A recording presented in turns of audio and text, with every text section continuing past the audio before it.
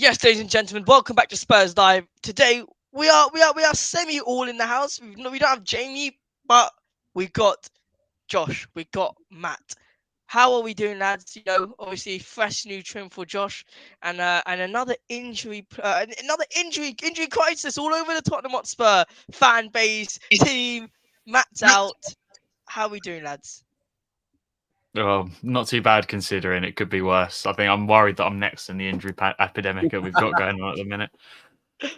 I'm all right. I was saying to Josh that I was actually struggling with the pain. So I went to a Spanish pharmacy and asked them for like the strongest painkillers. And they've worked really well. But now I just feel like completely spaced out. Like it's gone straight to my head. Well, look, I think to go into this game, we've also got a lot of injuries. Um, we got Van der Ven out. Maybe not as bad as Matt, but we got Van der Ven out. We got Udogi out. Udogi's actually No, he's back in. Udogi's back. Sorry. Back. Yeah. Madders Madders is out. Sorry, Madders is out. We got a whole injury list. Romero's still suspended. Romero's still suspended, but we do have. But Udogi is back. Not in terms of the fitness. In terms of the red cards, he is back. Basuma's back, isn't he? Basuma is out. Basuma's out. And yeah, I think that's the majority of. Sorry, starting Basuma's suspended for this one, isn't he? He's back for City. Yeah, exactly. He accumulated too many yellow cards, but. Yeah, so overall, that's really the players in and out for the team. Before we start, make sure to subscribe to the channel. We're growing nicely. And on Instagram, drop us a follow on Instagram.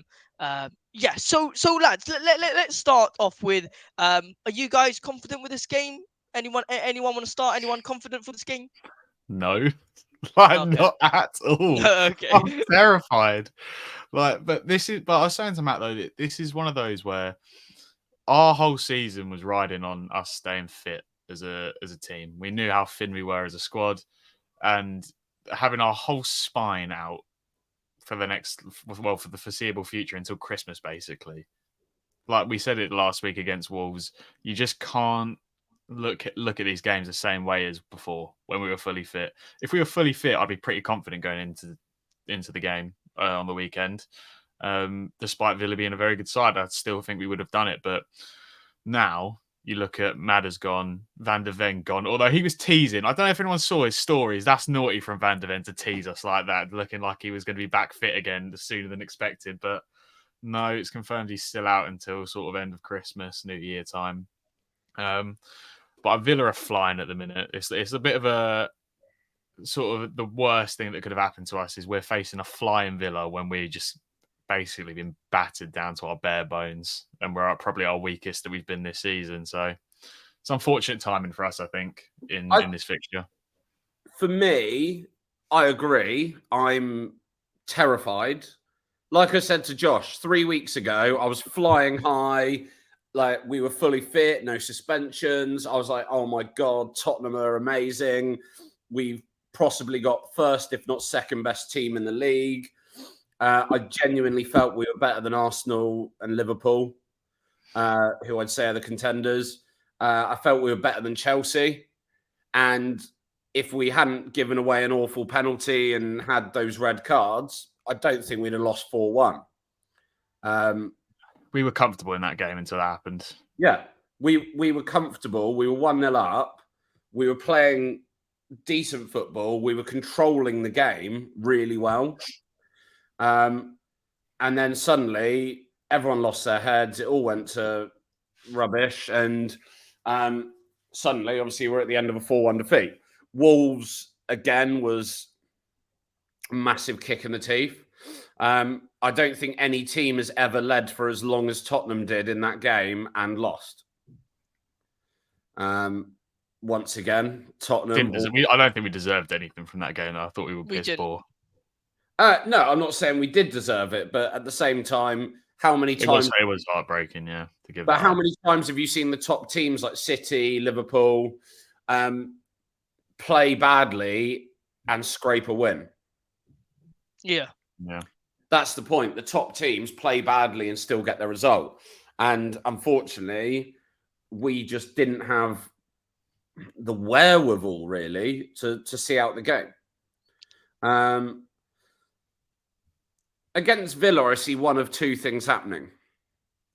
Either Ange has massively amped up what's happening with the team over the last couple of weeks.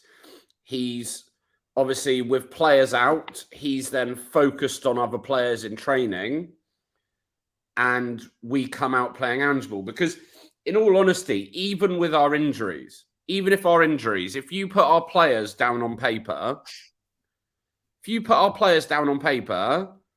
our 11 is better than Villa's 11 on paper. Yeah. With the injuries. Even with the injuries and suspensions, I genuinely believe that player for player, like Adogi is better than who's the Villa left back? Luka Dean. Yeah, Adogi's better than Luka Dean. Yeah, but then look at our midfield. Look at this defensive partnership. Look at Okay, defensive. Look at the midfield, but I'm not gonna lie. Our midfield, I would assume our midfield will be Højbjerg, Sarr, and Bentancur. Okay, well, we're going to get onto that in a second, but Right? yeah, okay. I think they're better. Then you got Kulusevski, Son, and probably Johnson. I feel Yeah, but Diaby, Watkins, and then who plays on the left? Leon Bailey. No, Leon Bailey doesn't start, does he? No, it's okay, but I'd say Diaby and Watkins are a nuts partnership up top. No, they're good, but I would say that Son is a significantly better finisher than Watkins. But is he fit? Because Diaby, Watkins, but he did limp off. Yeah, but then there was a video about 5 minutes later of him jogging around the edge of the pitch. So he he limped off, but then there's a video of him 5 minutes later jogging around the edge of the pitch, applauding the audience. Look. I mean, who refers to a football crowd as an audience? Sorry, guys. I don't know. I think if you want to say Aston Villa's team is better than Tottenham's team, I can't personally see Tottenham's team better than Aston Villa's team. You know, one by one players. I can see different departments that we're much stronger than them. But if you look at that midfield, in my opinion, they're very, very strong. Yeah, so they've got what? McGinn. McGinn, who's on fire. Okay. Luis has been one of the best DMs in the league this season. Jacob Ramsey, who's barely played because he's been injured, but he's back and he was playing well when he did come back. Only when Diaz still out, I think. But yeah, but I'm just saying player for player, okay? So defensive midfield, you got Sarr versus who's the DM? Tielemans or McGinn. Tielemans won't be playing. Tielemans can't even get in the team because the midfield has been so strong. Yeah, but I don't think last game lineup last game. I don't think Tielemans is anywhere near the player he was 3-4 seasons ago. I think he's dropped off a lot. But you've got Sarr versus who's their DM? No, it'd be McGinn. It'll be McGinn. Okay, Sarr versus McGinn. Personally, I don't see either player being significantly better than the other. McGinn's a very good player, but I think on his day, Sarr is able to compete. I don't think Sarr's better than McGinn, but I then also don't think McGinn's better than Sarr. Okay? You've then got Højbjerg and Bentancur versus Jacob Ramsey and Douglas Luiz, Zaniolo, Kamara. Douglas Luiz has been probably the second best DM in the league this year, maybe third behind Rice. And he's been all right, but Højbjerg, I know Højbjerg gets a tough time from a lot of the Tottenham fan base, and I do think he lacks a bit of creativity. But it depends where he's being played. I mean, there's been plenty of times when he's been played further up the pitch and you've actually seen him arriving in the box. He's had a couple of nice goals. But look, overall, though, I think Højbjerg is a very solid midfielder. Yeah, he's solid. I think he is solid. I just think Villa are probably stronger in midfield than us at the minute because we don't have Maddison and Biss. It depends if we play our game. It depends though. But also, If, for example, we play defensive game. If we play defensive game in terms of we have Højbjerg in the team, you know, because Never gonna last happen, game though, is it? we didn't start Bentancur though. Last game we didn't start Bentancur. We had Højbjerg in the team with Sarr as our 10, and that was a very defensive midfield. You know, Højbjerg defense, Bissouma defense, and Sarr who didn't create anything. If we go now this game to Villa, we have to play Bentancur up front. So the question I'm going to ask you guys is, who's your midfield trio? For me, it's Bissouma, Bentancur, and Sarr. Bissouma's suspended. Bissouma's suspended. Sorry. Højbjerg, Sarr, Bentancur. Sorry, yes. Yeah, that's my midfield three. But I'm not going to Yeah. lie. We're talking about like Bentancur, when he's fully fit, and I'm hoping he is getting back to that. When he's fully fit, he is arguably one of the best midfielders in the league. Yeah, of course he is, but he's just come back. He's just got his first start for Uruguay this week. Yeah, but but the point is, he has a start under his belt.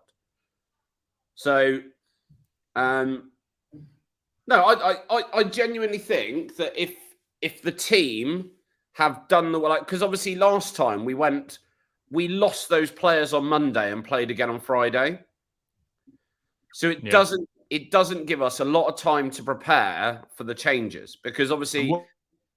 Wolves away is actually deceptively difficult. They've had some really good results against the top six clubs. Like they beat City at home, obviously, as well.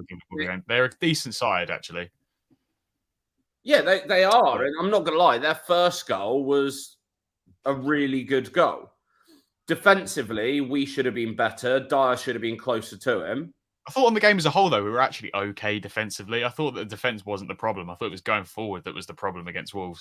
I agree. That's why, because we had no creative midfielder. That's why, because Maddison wasn't in the team. You know, we had no creative midfielder. I personally believe that we can play Dyer and Davies. We could play Dyer and Davies, but if Madders is in the team, that makes the biggest difference. That's there's another. We have no control during the game. Yeah, and that's because, again, I'm gonna say this again. That's because we had the Bissouma wasn't on his game. He was not on his game, and also at the end of the day, Maddison, he doesn't just create, in my opinion. He kind of just he controls the game's temper, you know. And one more thing I'm gonna say with regards to the injuries. I don't know if you guys saw, but Ashley Phillips also got apparently a slight knock or something. So for those like myself who want him to start versus Villa, I don't know if that's going to happen. Who starts on that centre back slots for you guys? It'll be Dyer and Davies again. Yeah. Yeah. I mean, because you have to have a Dogi playing left back and Pyro right back. You have to. Despite, I know Emerson Royal actually, he was like Brazil's highest rated player on SofaScore for that Brazil-Argentina game. Actually, the Spurs players, Romero is the highest rated player in the game, and the Celso got the assist for the winner. Obviously, Romero can't play, and it really winds me up because he shows every time for Argentina as well on the world stage how good he really is. I think that's our biggest, honestly, besides Maddison. I know people say Van der Ven, but Romero is, Ange just said it, he's that calming presence. And, you know, the amount of touches he gets. We talk about Maddison controlling the game. Romero really dictates a lot of play that we actually do from start to back, from back to front. He's the one that will feed it into the correct midfield player or feed it into Maddison, Bissouma, whoever it is. He'll comfortably drag in a striker to him from their press and be able to play it out. And I think that's going to be the biggest miss because Dyer can't do it. So that's the biggest problem with... We didn't play Ange Ball against Wolves, really, because we can't, because we don't have the players to do it. But I disagree. We could have the same problem. I think with a bit more time to set ourselves up, know who's playing going forwards, instead of going from Monday to Friday, which is a quick turnaround, we've suddenly lost a load of players, and it's like, oh God, we got to chuck these players in. Now we're in a position where we've known for 3 weeks who our starting 11 is going to be. I do get what you mean. And Dyer and Davies barely have any minutes to their name before that. Because so we know you've got to be lost. kind of So, lenient. look, I'm incredibly nervous, and I've said it before. I could see us not picking up another point until Christmas, potentially, right? And it really worries me. But at the same time, I do think that with Ange's philosophy, if we can get these replacement players buying into it, we could get a result. Look, Yeah, well, at the end of the day, it just depends on number one. In my opinion, it just depends on those two centre backs who play and that midfield area. Because at the end of the day, those are the two positions where we're missing the majority of players. That we put out an Instagram post saying who's more of a miss for Tottenham, Mickey Van der Ven and James Madison. We had different types of answers, but I think the majority people said that James Madison's more of a miss. But look, guys, overall, I want to get everyone's score predictions for the game. Um, and obviously, everyone comment down below who you agree with, because we do read the comments, we do react to them as well. So Matt, what's your score prediction going for the game? I am going crazy here. Go Don't know on. why, because I'm incredibly nervous and I think we'll probably lose. But there's something in me. 4-0 Tottenham. are you Ooh. mental? What? Sorry. Those Okay. painkillers gone to your head that badly? Are you mental? 4-0. It could be the painkillers. Mate, 4-0. honestly, I I'm would so predict 4-0 worried. if we had Madison and Van der Ven and Romero, let alone without them. No, mate, honestly, I don't know why. I've got this really weird feeling that we're just going to have the perfect game. Josh, what do you think? Josh, what do you think? Yeah, no, I'm not drugged up today, so I'm not going to go 4-0 because that's ridiculous. And if it happens, yeah, you would never see me on the channel again because that is never going to happen. So I'll bet my place on the channel. A random viewer can have it because if we win 4-0, yeah, I'll be unbelievably shocked. Josh, don't be ridiculous, mate. I'm not going to lie. If we win 4-0, I want you on the channel so we can celebrate together. Yeah. Yeah, that's true. No, but funnily enough, though, I agree with Matt in terms of I actually think it's going to be really high scoring because we talk about our high line that we play.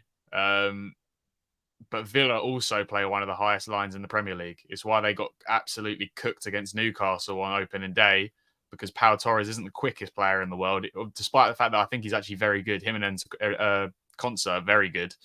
They play a really high line with flying fullbacks like we do. So it's going to be tactically, it's going to be a really interesting game because there's going to be a lot of space for wingers to go into and in behind for both teams, which I think suits us down to the ground just as much as it will suit Villa. So I think it's going to be really end-to-end open game. So I think it'll be... Right, I'm going to amend mine. It will either be 4-0 or 4-all. I'm going to go 3-2 Villa. Sorry, I'm going to go 3-2 Villa. I want to say it's us, but I'm going to go 3-2 Villa. I just think if we were fully fit, I'd be pretty confident at home. And our home form's not been that great. Like we've survived, we've done well at home, but we haven't played well at home really, other than Man United for a half. We haven't played that well at home. So I'm going to go 3-2 Villa. I don't want to, but a 3-2 and a 4-0 are telling me to go a high score, because it sounds like there is going to be a lot of goals during this game. I'm gonna go for a 3-2 win for Tottenham. I'm gonna go for a 3-2 win for Tottenham. The reason why is because I agree with both of your opinions. Tactically it's gonna be a good game. I think though, most importantly is the fact that both of our defense are actually quite slow in a way. I'm talking about the two centre backs. Pau Torres is slow, Eric Dyer is slow. So it's going to be interesting. But guys, hopefully you guys did enjoy this quick match preview for the Aston Villa versus Tottenham Hotspur game. Matt, Josh, thanks for joining me. Obviously, brilliant co-host. We're gonna get Jamie's school predictions, and yeah, guys, comment down below if you agree with our school predictions, and make sure to subscribe to the channel, drop a like on the video, and come on, you Spurs. Peace.